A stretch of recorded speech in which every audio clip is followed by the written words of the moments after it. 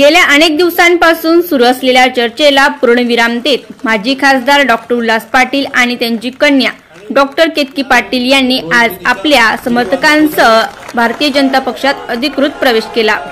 Doctor Ulhas Patil, doctor वर्षा पाटील, देवेंद्र मराठे यांचे काँग्रेसमधून 6 वर्षांसाठी निलंबन करण्यात आले होते। यानंतर डॉक्टर उल्हास पाटील यांनी पत्रकार परिषद घेऊन काँग्रेसवर टीकास्त्र सोडले होते। या प्रसंगी त्यांनी स्पष्टपणे आपली कन्या केतकी पाटील या भाजपमध्ये प्रवेश करणार असून आपण देखील लवकरच निर्णय घेणार असल्याचे सांगितले होते। या अनुषंगाने आज बुधवार रोजी मुंबईत प्रवेश सोहळा पार पडला। या डॉक्टर उल्हास पाटील, डॉक्टर केतकी पाटील, देवेंद्र मराठे, शैलेश राणे यांच्यासह अन्य मान्यवरांनी भारतीय जनता पक्षात प्रवेश घेतला। पक्षाचे प्रदेशाध्यक्ष चंद्रशेखर बावनकुळे, नामदार गिरीश महाजन आदी नेत्यांनी यांचे स्वागत केले। महान्यूज 19 मुंबई। आदरणीय पंतप्रधान नरेंद्रजी मोदी, आपले प्रदेशाध्यक्ष चंद्रशेखर बावनकुळे सर,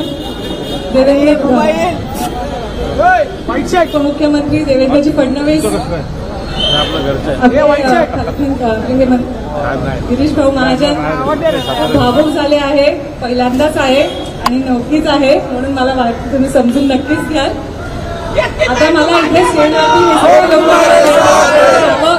खूप महत्वाचे आहेत कारण की प्रत्येकाने मला मार्गदर्शन केले आहे। मंगेश दादांनी सदैव मार्गदर्शन केले आहे, रोहित दादा आहे, खाली बसलेली मंडळी आहे, उज्ज्वलाताई आहे, अमोल दादांनी सदैव मार्गदर्शन केलेले आहे। आज आपण सगळे इथे जमले आहात सगळ्या माझ्या प्रवेशसाठी। मी सगळ्यांना बोलू इच्छिते, राम भरोसो राम बल राम नाम।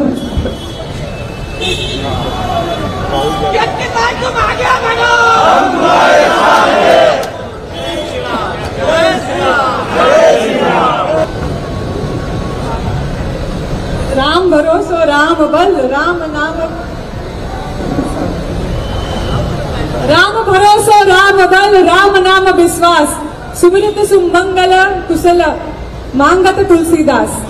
22 जानेवारी 2024 ला पंतप्रधान श्री नरेंद्रजी मोदी यांनी आपल्याला जे एक संकल्पना दिली आहे, विजय से विनय तक आणि राम से राष्ट्र तक, या संकल्पनाला घेऊन आपण एक शेकडो वर्षांनंतर राम राज्यामध्ये पदार्पण झाले आहे आपले।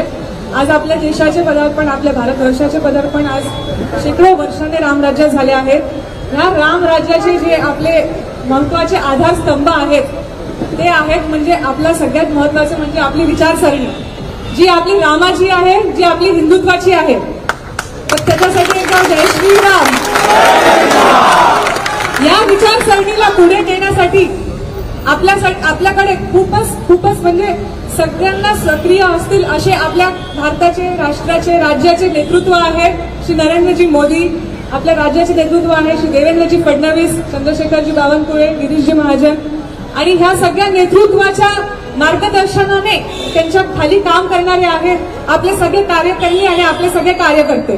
तर हे आपले जे आधारस्तंभ आहेत एक राम राज्याचे, या सगळ्यांमध्ये मला सामील होण्याला आज एक प्रसंग आला आहे। हा मी एक रामाचा आशीर्वादच समजते आणि ह्या आशीर्वादाच्या मार्फत माझ्याकडनं खूप चांगले काम घडावे ही मी अपेक्षा ठेवते आणि ह्याचे मी पूर्ण प्रयत्न करेल।